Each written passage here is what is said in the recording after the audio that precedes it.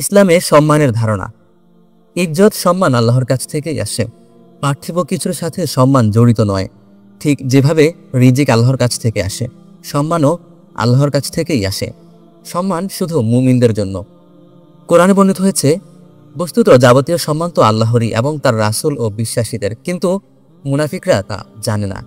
মুনাফিকরা একথা জানে না যে তারা যা করছে তার মধ্যে সম্মান নেই। সেকুলার কাফের মুরতাদদের সমর্থন, তাদের কাছে প্রিয় হওয়া, স্বীকৃতি লাভ, জাতি ওঠার মাঝে সম্মান নেই। এদেরকে ওরা উচ্ছিষ্ট ভোগী কুকুর বা ঘামা ধরা চামচা ছাড়া অন্য নজরে দেখে না। নিজেদের মাঝে আলাপচারিতায় এসব মুনাফিককে নিয়ে ওরা হাসি তামাশাই করে। বরং বিশ্বাসী যারা ঈমান এনেছে, যারা ইসলামকে ধারণ করেছে, ইসলামের বিজয় যারা চায়, ইসলামের সাথে কোনো কিছুকে আপোষ তারা করে না, তারাই সম্মানের। তাদেরকেই আল্লাহ সম্মান দেবেন। কাফির মুরতাদরা তাদেরকে ভয় করে চলবে, মাথা নামিয়ে চলবে, নিজেদের মাঝে তাদের বীরত্বের আলোচনা করবে। সুতরাং সম্মান টাকার সাথে সম্পর্কযুক্ত নয়। সম্মান জমিজমার সাথেও সম্পর্কযুক্ত নয়। সম্মান রাজনৈতিক বিষয়গুলোর সাথেও জড়িত না, বরং সম্মান একমাত্র ঈমানের সাথে জড়িত। যে ঈমানকে পরিপূর্ণ করেছে সে সম্মান পাবে। সম্মান ইসলামে অটলতার সাথে জড়িত। যে আল্লাহকে রাজি করতে পেরেছে, যে সম্মান পাবে, সম্মান ইসলামের অটলতার সাথে জড়িত। আল্লাহ তাআলা আমাকে করতে বলেছেন বিধায় আমরা জীবিকা অর্জন করি। আল্লাহ করতে না বললে করতাম না, রাসূলের সুন্নাত বললে তাই আমরা জীবিকা অর্জন করি। কিন্তু দেবেন কে? একমাত্র আল্লাহ তাআলা। একইভাবে সম্মানও আল্লাহই দিবেন। আল্লাহকে সন্তুষ্ট করার জন্য, আল্লাহকে রাজি খুশি করার দ্বারাই আমি সম্মান পাব। এছাড়া অন্য কোনো দিকে যদি আমি সম্মান তালাশ করি এবং সেখানে যদি আমি আল্লাহকে নারাজ করি, তাহলে সম্মান আমার নাগালে ধরা দেবে না, বরং আমি বেজ্জতি হব। সূরা আলে ইমরানের ২৬ নম্বর আয়াতটি দেখুন, আমার প্রিয় একটি আয়াত। যখন আমি ইসলাম বুঝতাম না, তখনও এই আয়াতটি ছিল আমার সবচেয়ে প্রিয়। বলো, হে আল্লাহ, হে রাজত্বের মালিক, আপনি যাকে চান রাজত্ব দান করেন, আর যার থেকে চান রাজত্ব কেড়ে নেন। আর আপনি যাকে চান সম্মান দান করেন, আর যাকে চান অপমানিত করেন। আপনার হাতেই কল্যাণ, নিশ্চয়ই আপনি সবকিছুর উপর ক্ষমতাবান। আল্লাহ যাকে চান তাকে অপমানিত করেন। কারো সবকিছু আছে, বড় ক্যারিয়ার আছে, বড় কোম্পানিও আছে, হয়তো কোম্পানির সিইও, তার টাকার অভাব নেই, ক্রেডিট কার্ড আছে, কোনো চাহিদা পূরণের অভাব নেই, কিন্তু এরপরও সে বেইজ্জত হবে যদি আল্লাহ চান। কারণ এগুলোর সাথে মান অপমান নিশ্চিত নয়। মান অপমান জড়িত একমাত্র আল্লাহ তাআলার সাথে। আল্লাহ যে দিন পাঠিয়েছেন সেই ইসলামের সাথে, আল্লাহর উপর ঈমান আনার সাথে। আমি যত ইসলামের উপর মজবুত, তত আমার সম্মান বাড়তে থাকবে। আর আমি যত ইসলামের ব্যাপারে আপোষকামী, তত আমার লাঞ্ছনা বাড়বে। তাহলে বোঝা গেল ক্যারিয়ার দ্বারা আমরা যে দুটি বিষয় চাচ্ছিলাম, এক রিজিক, এটাও ক্যারিয়ারের সাথে জড়িত নয়। দুই, ইজ্জত বা সম্মান, এটাও ক্যারিয়ারের সাথে জড়িত নয়। দুটোই জড়িত আল্লাহ তাআলাকে রাজি খুশি করার সাথে। খলিফা ওমর রাদিয়াল্লাহু তাআলা আনহু এর সেনাপতি ছিলেন আবু উবাইদা রাদিয়াল্লাহু তাআলা আনহু। তিনি বলেছিলেন একবার, হে খলিফা, আপনি এই তালি দেওয়া জামাটাকে রেখে সুন্দর একটি জামা পরুন, আর যে উঁটে করে এসেছেন উঁটটাকে রেখে একটা ঘোড়ায় চড়ুন। অনারবদের সমাজে এগুলো মানায় না। ওমর রাদিয়াল্লাহু তাআলা আনহু সেনাপতি আবু উবাইদার বুকে থাপ্পড় দিয়ে বলেছিলেন, ওহ আবু উবাইদা, যদি তুমি ছাড়া আর কেউ কথা বলতো, আমি তাকে এমন শাস্তি দিতাম পুরো উম্মত তা মনে রাখত। আমরা তো লাঞ্ছিত জাতি ছিলাম, আল্লাহ ইসলামের দ্বারা আমাদেরকে সম্মান দিয়েছেন। আজ সেই ইসলাম ছেড়ে অন্য কিছুতে সম্মান খুঁজতে গেলে আল্লাহ আবারও আমাদের লাঞ্ছিত করে দেবেন। সম্মান, ইজ্জত, এটা ইসলামের সাথে জড়িত, ইসলামকে যথাযথ পালন করার সাথে জড়িত। আরেকবার ওমর রাদিয়াল্লাহু তাআলা আনহু বলেন, তোমরা ভাবছো সম্মান এগুলো থেকে আসে, অর্থাৎ দুনিয়ার বস্তু দ্বারা, কখনো না, বরং সম্মান আসে ওখান থেকে, অর্থাৎ আকাশের দিকে ইশারা করে বললেন তিনি। সুতরাং ক্যারিয়ারের দ্বারাই যে সম্মান পেতে হবে, এই বিষয়টা পশ্চিম আমাদের মনের মধ্যে ঢুকিয়ে দিয়েছে। বিষয়টা সত্য নয়, বরং সম্মান আসে আল্লাহকে রাজি খুশি করার মাধ্যমে। সম্মান আসে জিহাদে, সম্মান আসে জিহাদের দ্বারা, অসম্মান আসে জিহাদ ছেড়ে দেওয়ার দ্বারা। ইবনে ওমর রাদিয়াল্লাহু তাআলা আনহু থেকে বর্ণিত, আমি শুনেছি আল্লাহ রাসূল সাল্লাল্লাহু আলাইহি ওয়াসাল্লাম বলেছেন, যখন তোমরা ইনাহ ব্যবসা করবে এবং গরুর লেজ ধরে কেবল চাষবাস নিয়েই সন্তুষ্ট থাকবে আর জিহাদ ত্যাগ করে বসবে, তখন আল্লাহ তোমাদের উপর এমন হীনতা চাপিয়ে দেবেন যা তোমাদের হৃদয় থেকে ততক্ষণ পর্যন্ত দূর করবে না যতক্ষণ পর্যন্ত না তোমরা তোমাদের দ্বীনের প্রতি প্রত্যাবর্তন করছো।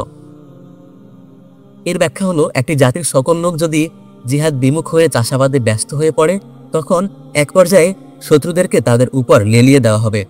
আবু বাকরা থেকে বর্ণিত, রাসূলুল্লাহ সাল্লাল্লাহু আলাইহি ওয়াসাল্লাম বলেছেন, এক জাতি হবে যারা গরুর লেজ ধরে চাষাবাদ করবে এবং জিহাদে বিমুখতা প্রকাশ করবে, তারা ধ্বংস হবে। সুনানে আবু দাউদ। আজকে দেখুন, ছাগলের রক্তের যে পরিমাণ দাম আছে, মুসলমানদের রক্তের সেই পরিমাণ দামও নেই। একটি মশার রক্তের যে পরিমাণ দাম, মুসলমানের রক্তের সেই পরিমাণ দাম নেই। আমাদের ইতিহাস এতটা লাঞ্ছিত আমরা কখনো ছিলাম না। তাহলে এই অবস্থা হওয়ার কারণ হলো, সম্মানের দরজা আমরা বন্ধ করে রেখেছি। আমরা জিহাদ ছেড়ে দিয়েছি। ফরজে আইন যে আমল, তা ছেড়ে দেওয়ার কারণে আল্লাহ তাআলা আমাদের উপর বেজ্জতি চাপিয়ে দিয়েছেন। ইজ্জত যদি পেতে হয়, এই ফরজে আইনকে আবার জিন্দা করতে হবে। দেখুন, সূরা তাওবার 24 নম্বর আয়াতে আল্লাহ তাআলা বলেন, বলো, যদি তোমাদের পিতারা আর তোমাদের সন্তানেরা আর তোমাদের ভাইয়েরা আর তোমাদের স্ত্রীরা আর তোমাদের গোষ্ঠীর লোকেরা আর ধন সম্পদ যা কিছু উপার্জন করেছো আর ব্যবসা তোমরা যার মন্দায় ভয় করো আর বাসস্থান যা তোমরা ভালোবাসো, যদি এসব তোমাদের নিকট আল্লাহ, তার রাসূল ও তার পথে জিহাদ করা হতে অধিক প্রিয় হয়, তাহলে অপেক্ষা করো যতক্ষণ না আল্লাহ তার চূড়ান্ত ফয়সালা তোমাদের কাছে নিয়ে আসেন।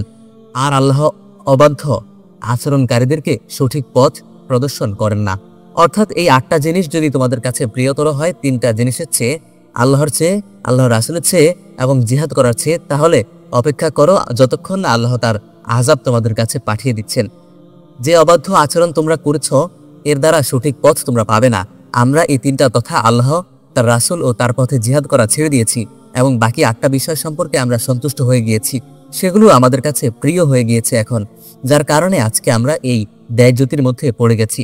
সুতরাং ইজ্জত হচ্ছে আল্লাহর সাথে, ইজ্জত ইসলামের সাথে, ইজ্জত জিহাদের সাথে।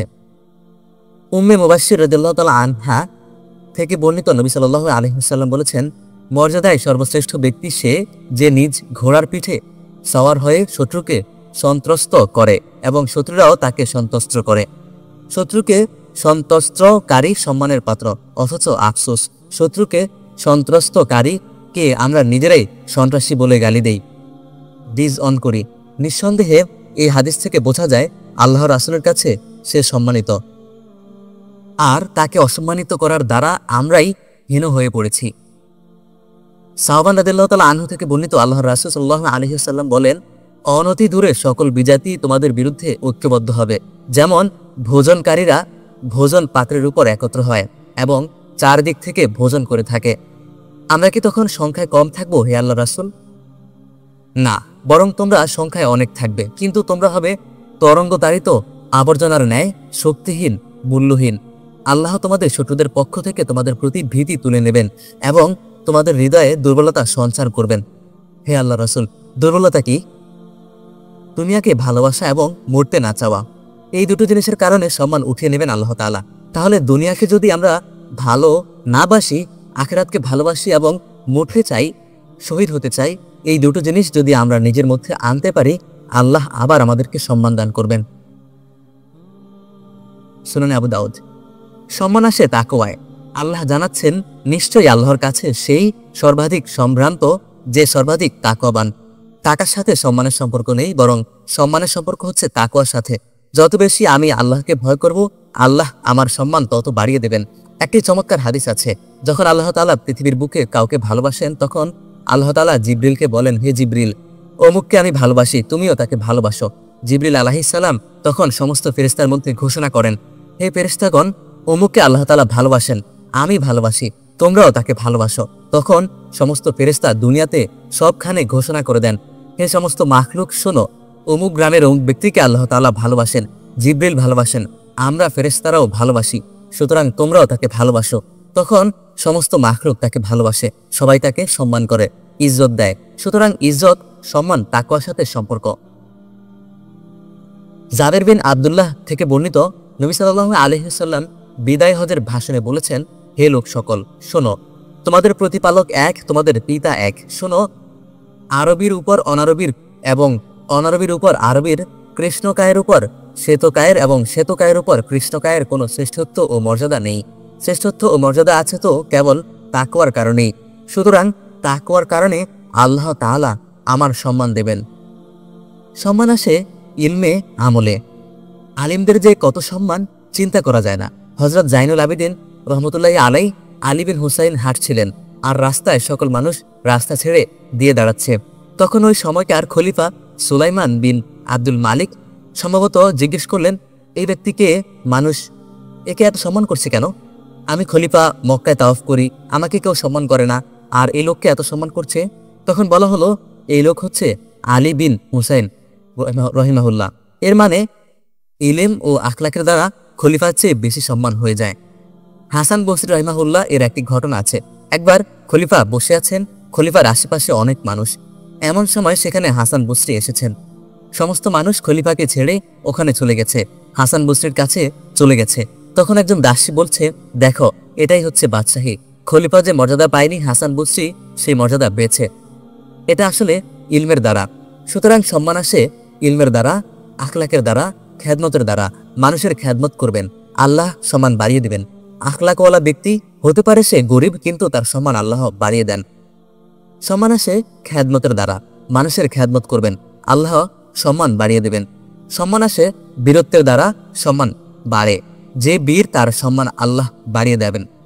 সম্মান আসে নেতৃত্বের দ্বারা, সম্মান আসে রাজত্বের দ্বারা। যেমন মুসলিমদের কাছে এমন রাজত্ব নেই, ফলে তারা বেজ্জতি হচ্ছেন। এই বিষয়গুলো হলো সম্মানের আসবাব। টাকা সম্মানের কখনোই ছিল না। ইউরোপে যখন পুঁজিবাদের উত্থান ঘটেছে, এই পুঁজিবাদের উত্থানের কারণে টাকার দ্বারা মানুষকে মূল্যায়ন করা শুরু হয়েছে। অর্থনীতিবিদ ড্যানিয়েল ফেসফেল বলেছেন, 15 শতকে নতুন অর্থনীতির বিকাশের পর ব্যবহারের নৈতিকতার চেয়ে সম্পদ সংগ্রহের দ্বারা মানুষের বিচার হতে লাগলো। এর আগ পর্যন্ত উল্লিখিত বিষয়গুলো দ্বারা মানুষের মূল্যায়ন করা হতো, নারী হোক কিংবা পুরুষ। ইলমের কারণে নারী বিখ্যাত হতো, আখলাকের কারণে, খেদমতের কারণে, বীরত্বের কারণে, এগুলোর কারণে নারী পুরুষ সবাই সম্মানিত হতো। এগুলোই ছিল সম্মান আসার মাধ্যম।